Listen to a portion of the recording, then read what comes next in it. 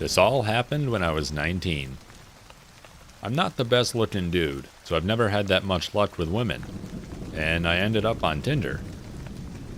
I wasn't having much luck there either, until like the third month of using it, when a blonde woman named Katie messaged me. She was pretty enough that I just dismissed her as a bot.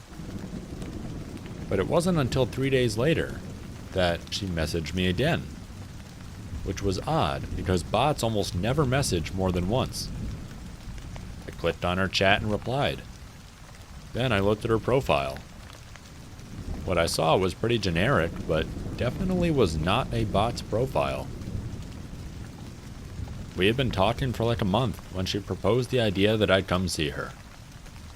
I was pretty reluctant as she lived nearly 8 hours by car away from me. But I had to admit, I really did like her quite a bit, and I had been thinking about asking her if I could come see her for a while now. After a bit more badgering from her, I finally said that I would make the drive to go see her. At this point, I had no reason to doubt she was who she said she was. We had video chatted every other week, and called most days. I just assumed that I got really lucky. Things did get a little weird on the way there, though. She kept messaging me, asking me where I was, and making sure I was still coming. At some points, when I took more than 30 minutes to respond, she would send me a slew of annoying texts. Admittedly, I had chalked it up to her being all nervous about me coming to see her. But I was pretty nervous too, so I couldn't blame her. I had a hard time finding the house at first. The directions she gave me were pretty confusing, and it was backed through a series of gravel and dirt roads and a large thicket of trees. It was still about midday when I came into an old-looking house. A window on the second floor was boarded up, but it didn't look abandoned. Just worse for wear. And Katie's red bug that she liked to talk about was parked in front of the garage. I took out my phone and texted her that I was here. She only sent me a smiley face in return. When I got out of the car to go knock on the door, I noticed that someone was looking at me from one of the second floor windows. I found it a little creepy, but figured it was just her father or something. She had told me that he comes to stay with her every now and then, so I ignored it and knocked on her door. She answered with a smile, and even gave me a kiss, which surprised me. And then I followed her inside. We sat down on her couch and started talking about our plans when I asked her about her dad.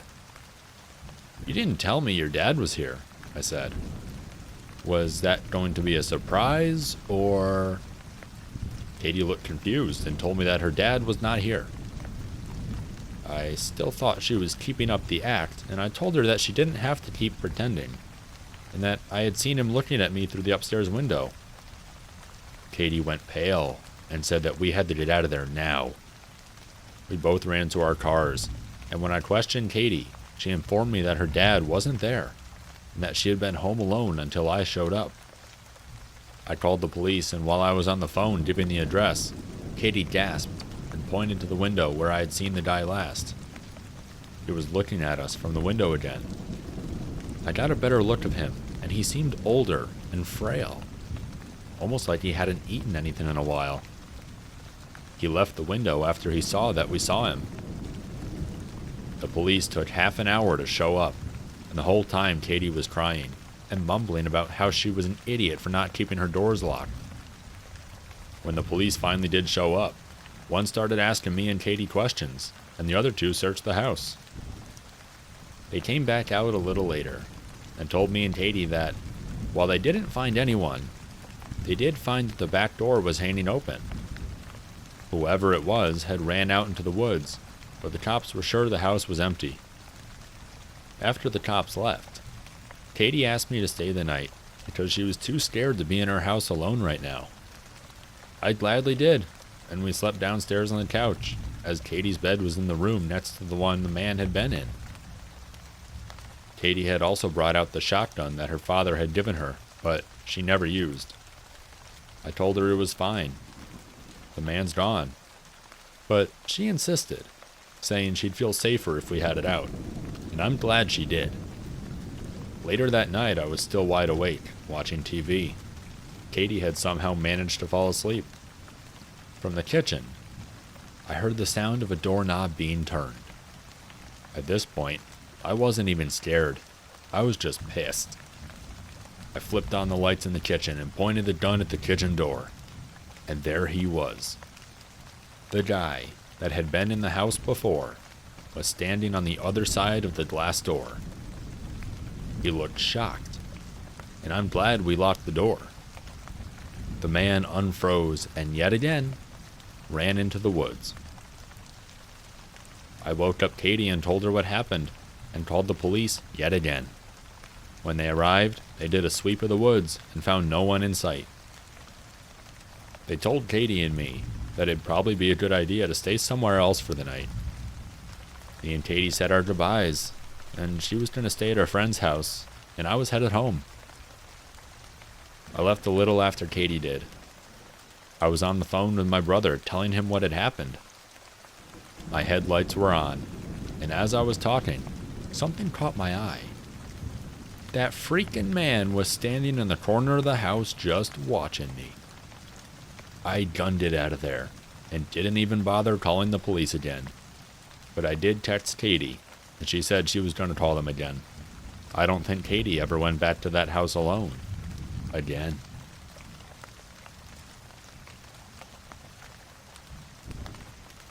I was just fresh off of a major split-up when some friends of mine encouraged me to use Tinder. After witnessing my friend use it himself, I decided to give it a go. What could go wrong, I thought. I spent hours on end swiping, and some matched, some didn't. It was fun. And then I swiped Linda, and we matched.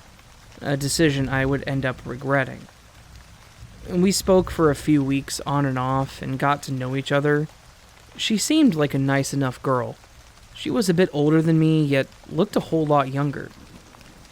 She wasn't fussed about going out for a meal or a cinema trip or anything traditionally romantic, so we arranged to meet up at a bar instead. At first glance, she was barely recognizable from her profile picture. She looked a lot older and had clearly gained a lot of weight. Already the first red flag was starting to show. That's not the major problem, though. We got our drinks and got into some good conversation. We seemed to have a lot in common. Maybe too much. In my instincts, I had the impression that she's perhaps done some research on me somehow and was trying her best to impress me.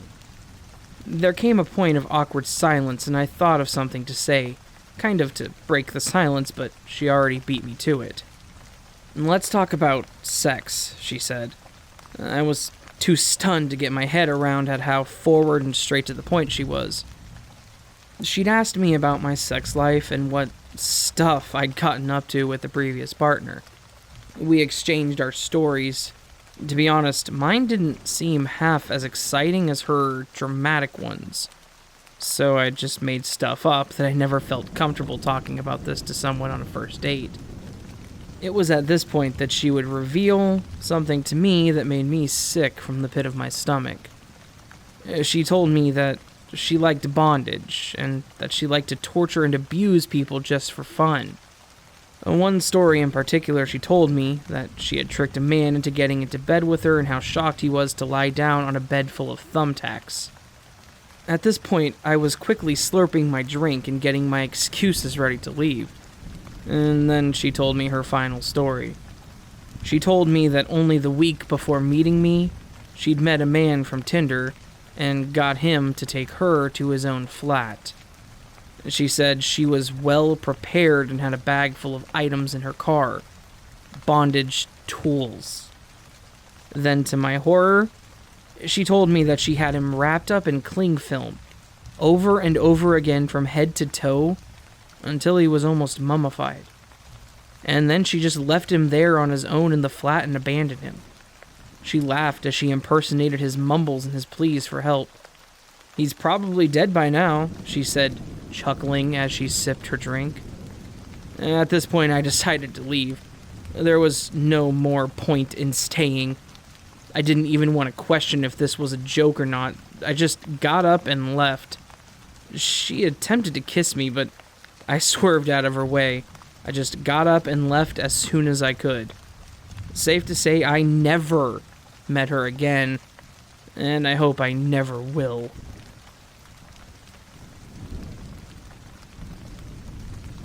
If you enjoy Creepy Nights content, let us know. Give us a subscribe, a thumbs up, or in the comments, let us know your thoughts. We'd love to hear from you. Also, check us out on Instagram for more horrifying content. And if you have any stories of your own that you would like me to personally narrate, check out our subreddit. Until next time, my friends.